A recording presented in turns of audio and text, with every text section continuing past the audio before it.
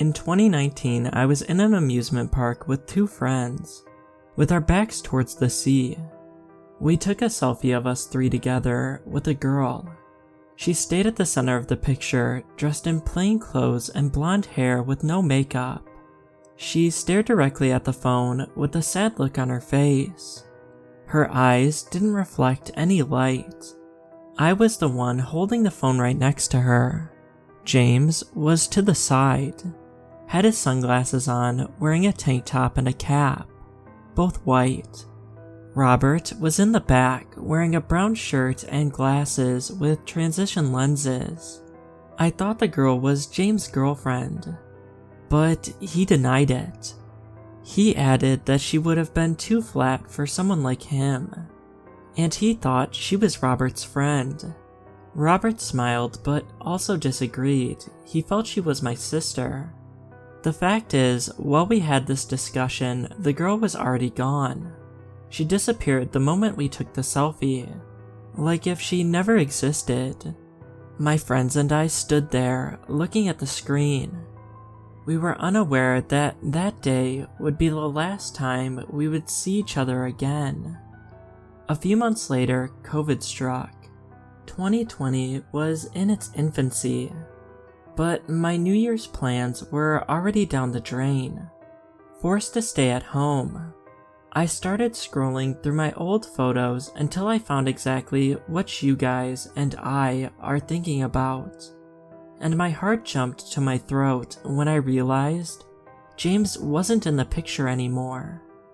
I placed the phone on the table, careful enough like I was managing a bomb, but fast enough like I was holding a poisonous animal in my hands. I grabbed my forehead and looked at the picture. It was just us two and a girl. Her eyes were completely black, devoid of any life. I felt like she was staring at me at that moment. How can the look of a person that doesn't exist feel so nerve-wracking? I closed my eyes and took a deep breath. When I reopened them, she wasn't in the picture anymore. I removed my sweaty hand from my forehead and called it a day. I couldn't sleep that night. Everything that had just happened terrified me. I turned on the light. The simple act of looking at my phone gave me chills. I didn't want to look at that picture again in my lifetime. The more I thought about it, the more I felt powerless and paralyzed. I picked up the phone and unlocked the screen.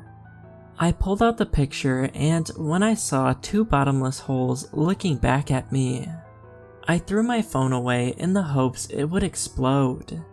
It didn't. It ricocheted against the desk and landed flat on the floor. I took a minute to calm down, then stood up with my hands clenched into fists.